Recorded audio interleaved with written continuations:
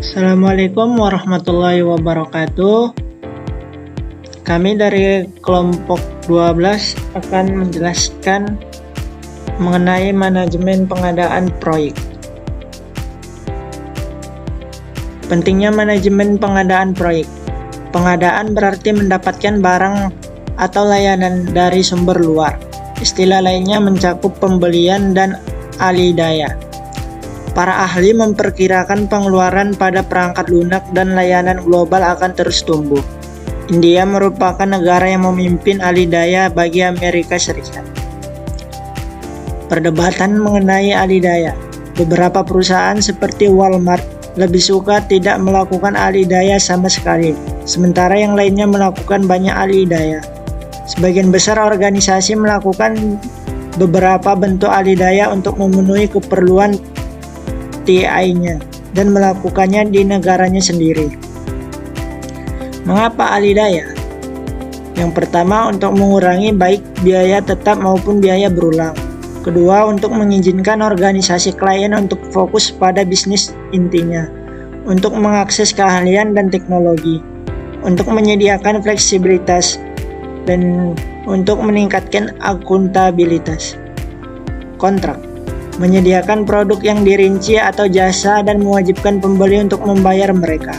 Kontrak dapat memperjelas tanggung jawab dan mempertajam fokus pada hasil utama dari proyek. Karena secara hukum ada pertanggungjawaban yang lebih lama untuk memberikan pekerjaan sebagaimana tercantum dalam kontrak. Tren terbaru dalam alih daya adalah meningkatkan ukuran kontrak. Proses manajemen pengadaan proyek. Manajemen pengadaan proyek mendapatkan barang dan jasa untuk proyek di luar organisasi pertunjukan. Proses mencakup perencanaan pembelian dan akuisisi, menentukan apa yang harus pengadaan, kapan dan bagaimana. Perencanaan kontrak, menguraikan persyaratan untuk produk atau jasa yang diinginkan dari pengadaan dan mengidentifikasi sumber-sumber potensial atau penjual, kontraktor, pemasok, atau penyedia layanan yang menyediakan barang dan jasa kepada organisasi lain. Proses manajemen pengadaan proyek, meminta tanggapan penjual, mendapatkan informasi kutipan, tawaran, atau proposal dari penjual yang sesuai. Memilih penjual, memilih dari antara calon pemasok melalui proses penjual, mengevaluasi potensi dan negosiasi kontrak. Administrasi kontrak, mengelola hubungan dengan penjual yang dipilih. Penutup kontrak, melengkapi dan menetap di setiap kontrak, termasuk menyelesaikan setiap item terbuka. Perencanaan pembelian dan akuisisi, mengidentifikasi kebutuhan proyek terbaik yang dapat dipenuhi dengan menggunakan produk atau jasa di luar organisasi. Kedua, jika tidak perlu membeli produk atau jasa dari luar organisasi, maka tidak perlu untuk melakukan proses manajemen pengadaan apapun. Alat bantu dan teknik perencanaan pembelian dan akuisisi. Analisis buat atau beli. Teknik manajemen umum digunakan untuk menentukan apakah suatu organisasi harus membuat atau melakukan suatu produk atau jasa tertentu dalam organisasi atau membeli dari orang lain. Sering melibatkan analisis keuangan. Ahli, baik internal maupun eksternal, dapat memberikan masukan yang berharga dalam pengambilan keputusan pengadaan. Contoh sewa atau beli. Diasumsikan kita dapat menyewa item yang dibutuhkan untuk proyek sebesar $800 per hari. Kemudian membeli item biayanya $12.000 ditambah biaya operasi harian sebesar $400 per hari. Berapa lama waktu yang dibutuhkan sehingga biaya pembelian akan sama dengan biaya sewa. Nah, solusi sewa atau beli. Atur agar persamaan kedua pilihan pembelian dan sewa adalah sama. Dalam contoh ini, gunakan persamaan berikut. Jika D adalah jumlah hari untuk menggunakan item, $12 ditambah $400 sama dengan $800. $12 ditambah $400 dikurang $400 sama dengan $800 dikurang $400. Maka $12 sama dengan $400. $400 sama dengan $12. D sama dengan $12 per $400 atau dibagi $400. Maka hasilnya 30. Jika Anda memerlukan item tersebut selama lebih dari 30 hari, akan ekonomis untuk membeli itu. Jenis-jenis kontrak. Berbagai jenis kontrak dapat digunakan dalam situasi yang berbeda.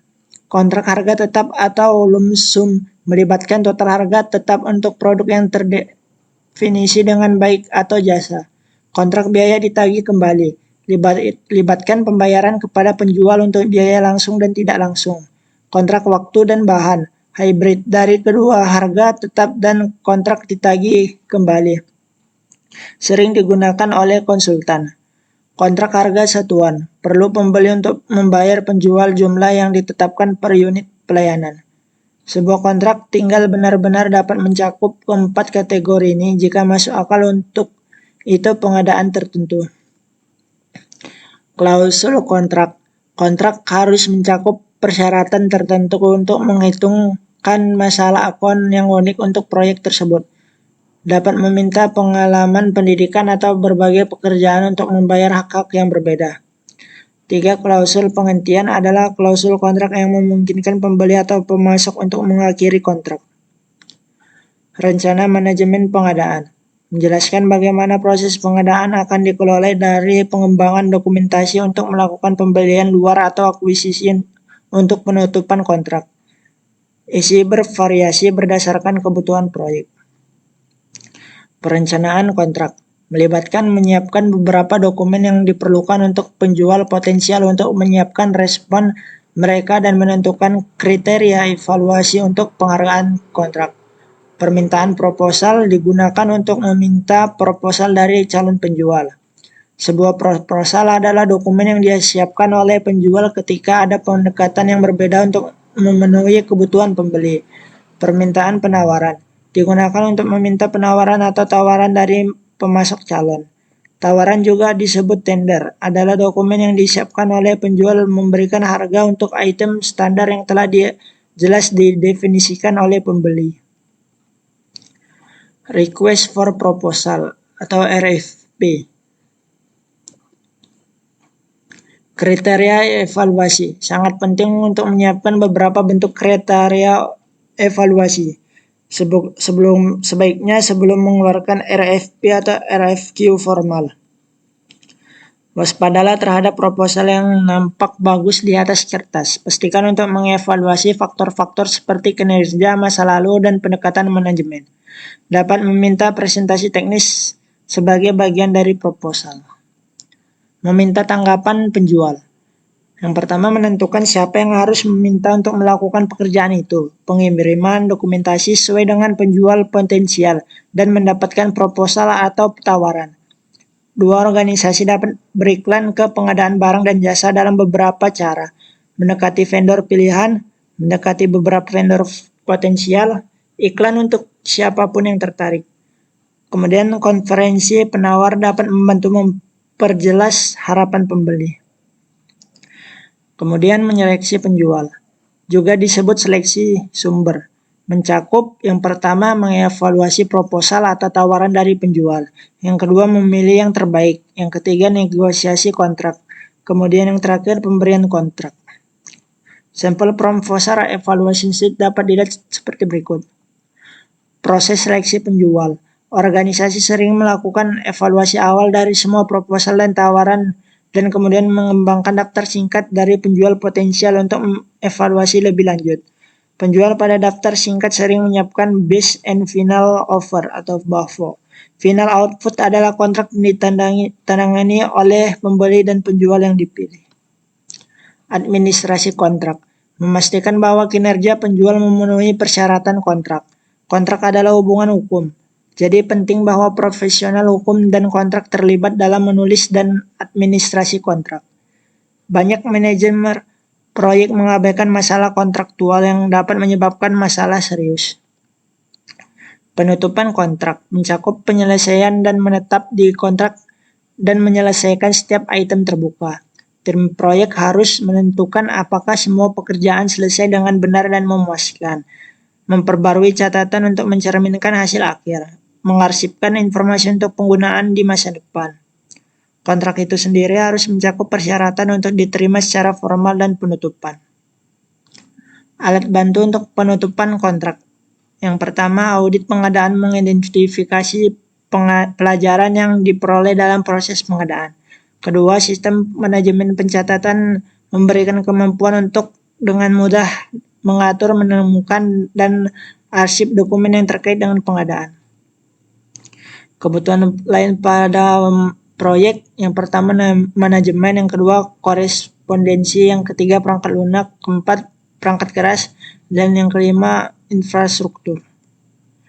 Manajemen, struktur organisasi, SK tim proyek, sumber daya manusia, job description, jadwal instruksi kerja. Sumber daya manusia, analisis desain, sistem, database, administrator, pemrograman, spesialis jaringan, teknisi, tester, dan implementator. 2. Korespondensi, surat-surat ekstern, surat-surat intern. Surat-surat ekstern, proposal penawaran, berita acara penandatanganan kontrak, perjanjian kontrak, surat permohonan bank garansi, surat permintaan support kebutuhan. Surat-surat intern, surat pinjaman SDM ke divisi pada institusi, surat peminjaman fasilitas ke divisi pada institusi, surat izin prinsip pembelian atau usulan-usulan kepada direktur utama pada institusi.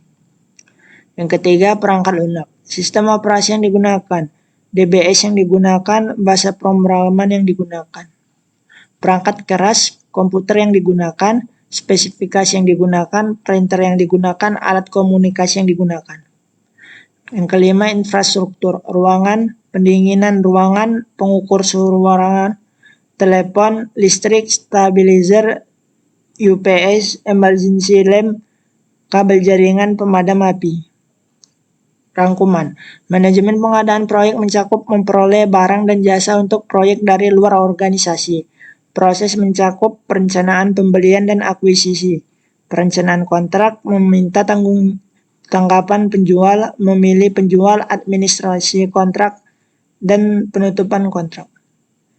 Demikianlah apa yang bisa kami sampaikan, lebih dan kurang kami mohon maaf. Wabillahi taufiq walhidayah. Wassalamualaikum warahmatullahi wabarakatuh.